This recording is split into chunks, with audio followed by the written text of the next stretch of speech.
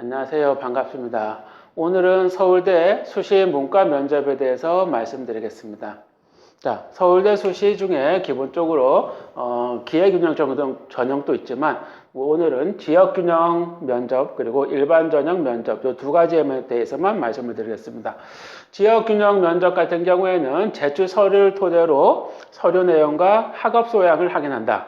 그래서 적성 인성 면접을 사범대학은 포함한다고 되어 있고요. 지원자 한 명을 대상으로서 복수의 면접인은 10분 내외, 대체로 2분 정도의 교수님이 10분 정도 대답을 질문을 하십니다. 자, 그렇지만 서류 내용을 확인한다. 그리고 기본적 학업 소양을 확인한다. 이 자체가 상당히 중요한 말입니다. 그리고 실제로 면접을 보는 대학 중에 서울대 면접만큼 나름대로 추가 질문이 많은 대학이 없습니다. 따라서 서울대 면접은 간단한 것이 아니라 자기가 낸 학생부 그리고 자기소개서 그리고 서울대 같은 경우는 4번의 독서 문항도 있고 독서에 대해서도 상당히 많은 질문을 합니다. 그 다음에 지금 3학년의 내용뿐만 아니라 지나간 1학년에 대한 내용도 많이 하고 그 다음에 이 학업 수량을 묻는 데 있어서도 상당히 추가 질문을 통해서 어떤 심층적이고 포괄적인 어떤 내용들을 확인한다고 볼 수 있습니다.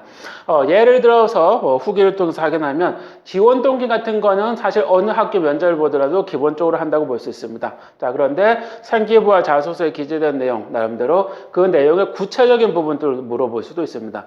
예를 들어서 예전 같은 경우는 사실 책에 나오지 않은 내용을 가상으로 물어보고 그 책을 읽었는지까지 나름대로 좀 함정을 파는 질문까지도 있었습니다.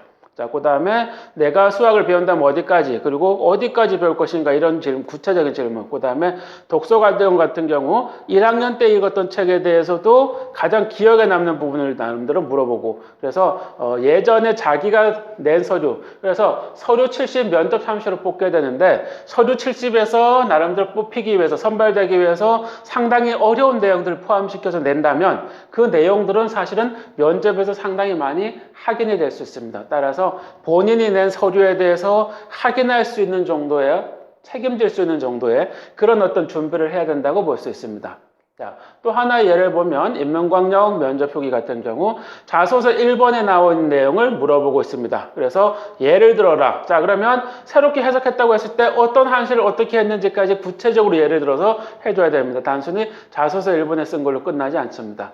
자, 그 다음에 뭘 사고 싶냐, 어떤 소설이 읽고 싶냐, 여러 가지도 있고 4번에 쓰인 책들에 대해서도 구체적으로 물어본다고 볼 수 있습니다. 그 다음에 우리가 사실은 시민이나 난민에 대해서 상당히 어떤 받아들여야 된다, 포용적인 태도를 취하는 경우가 많은데 그런 경우를 예를 들어서도 많이 물어볼 수 있습니다. 예를 들면 최근에 코로나 사태 같은 경우는 시민이나 난민이라고 해서 코로나 사태 나름대로 바이러스에 걸린 사람을 우리가 받아들일 수 있겠는지, 그것을 자기 주변의 격리시설에 두어도 되겠는지, 나름대로 책에서 배운 것뿐만 아니라 직접적으로 자기랑 연관된 얘기들도 물어볼 수 있습니다. 그래서 나름대로 이런 예들을 봤을 때 지역균형 전형은 학생부랑 자기소개서 그리고 거기서 파생될 수 있는 어떤 후속 질문, 심층적인 질문들에 대한 대비가 상당히 많이 필요하기 때문에 평소에 많은 준비를 해야 됩니다. 따라서 서류에 나름대로 멋있게 보이고 어려운 내용들, 이것들을 추가했을 때는 그것에 대해서 책임질 수 있는 어떤 면접 내용이 준비가 필요하다고 볼 수 있습니다. 자, 일반 전형 같은 경우는 지역균 전형과 좀 다르게 공통 질문이 나와 있습니다. 그리고 공통 질문이 다 끝났을 때 제출 서류에 대한 질문과 추가 질문도 할 수 있지만 기본적으로 공통 출제 문항에 대한 답변이 먼저라고 볼 수 있습니다.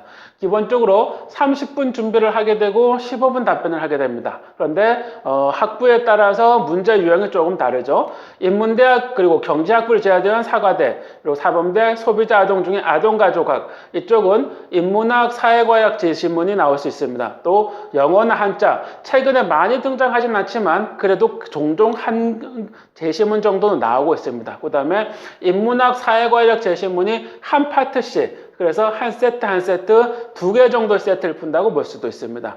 경영대학 경제학부, 농경제 사회학부, 그리고 소비자학, 의류학과, 그리고 자유전공학부 같은 경우는 사회과학, 수학 관련 나름대로 제시문, 그리고 자전은 인문 수학 관련이거나 아니면 사회과학, 수학. 물론 이과에서 자전을 지원한 사람은 수학 원투로 지원할 수도 있지만 문과 같은 경우에는 어쨌든 수학을 보게 됩니다. 그다음에 사범대학을 가게 될 경우에는 나름대로 교직에 대한 인적성까지 보게 되죠. 그래서 복수의 면접위원이 15분 내외로 실시한다. 그리고 답변 준비도 15분 내외로 별도로 진행한다고 볼 수 있습니다. 따라서 학부에 따라서 다르게 진행되지만 가장 큰 공통점은 공동 출제 문항이 있다. 준비 시간이 있고 답변 시간이 있고, 이것이 끝났을 때 제출 서류에 대한 질문이 추가로 이어질 수 있는 부분은 지금과 비슷하지만 요거는 조금 더 비중이 적다라고 볼 수도 있습니다.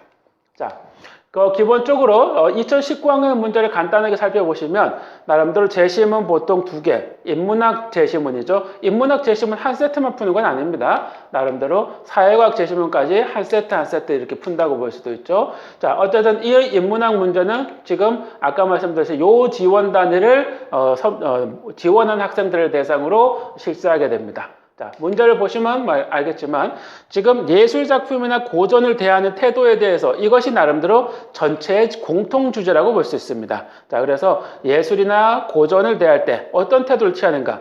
자, 가와 나의 공통적으로 지향하는 바가 뭐냐? 자, 그러면 공통적으로 지향하는 바 두 제시문의 공통점을 찾는다고 볼 수 있죠. 예를 들면 키플링은 나름대로 정글북을 지은 사람, 좀 예전에 그리고 예술작품에서 동시에 고전이라고 볼 수 있죠. 자, 낭독을 하는 데 있어서 상당히 빨리 읽고 있었을 때 이 사람이 원하는 게 뭐냐? 천천히 읽어야 된다라고 말을 하고 있죠. 그래서 쉼표같이 핀 곳을 자연스럽게 읽어가야 된다. 그러니까 지금처럼 나름대로 키보드로 작성한 것이 아니라 펜과 잉크로 나름대로 쓰던 시대의 작가의 글은 그렇게 빨리 읽으면 이해 못한다. 천천히 읽어줘야 된다.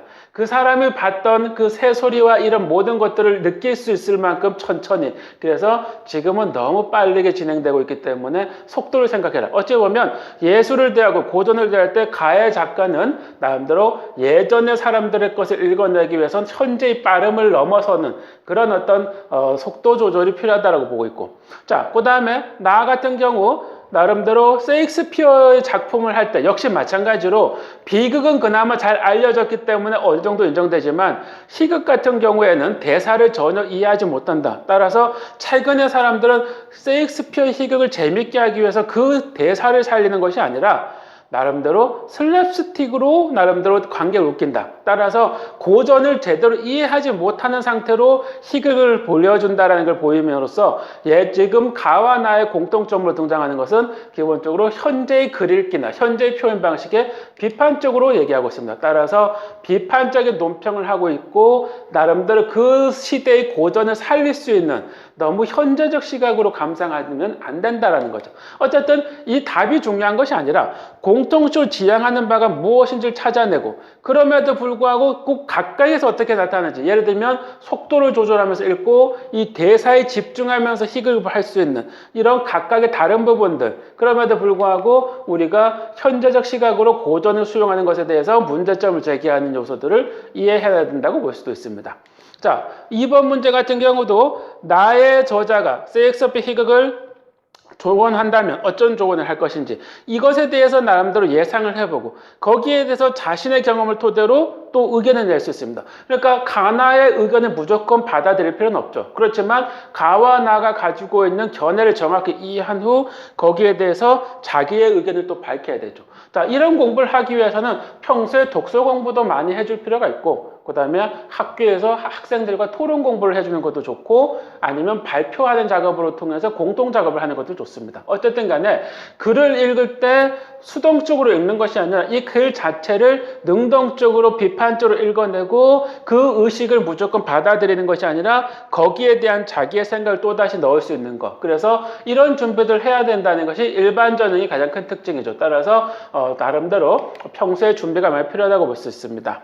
자, 만약에 사회과학 질문으로 넘어가면, 사회과학 질문 같은 경우 지금 보시게 되면 지구위기론, 그래서 브릭스, 그 다음에 브라질 정부의 어떤 우림 개발, 사실 우림 개발이 지금 문제가 많이 되고 있죠. 나름대로 열대우림이 많이 지구의 허파라고 얘기하는데, 그 열대우림에 하재가 많이 나고 있고 그 하재를 통해서 나름대로 이제 그 소실된 것을 새로운 어떤 개발 지역을 알고 있는데, 물론 브라질 입장에선 개발의 이유가 이해가 되지만 전체 지구 입장에서는 상당히 환경 문제가 대두되고 있죠. 자, 그래서 선진국가 환경보호론자들은 우림 개발을 제한하려고 하고 브라질 정부 입장에서는 나름대로 개발을 하려고 한다면 이 이해관계가 부딪힐 때 자, 문제 해결에선 국제 일을 한다. 나름대로 어떤 사람, 어떤 기관, 어떤 단체를 초청할 것인가 정해진 답은 없다고 볼 수 있죠. 그렇지만 그 초청한 이유를 각각 설명해야 되는데 보통은 이런 어떤 모집 단위에 가는 경우에 나름대로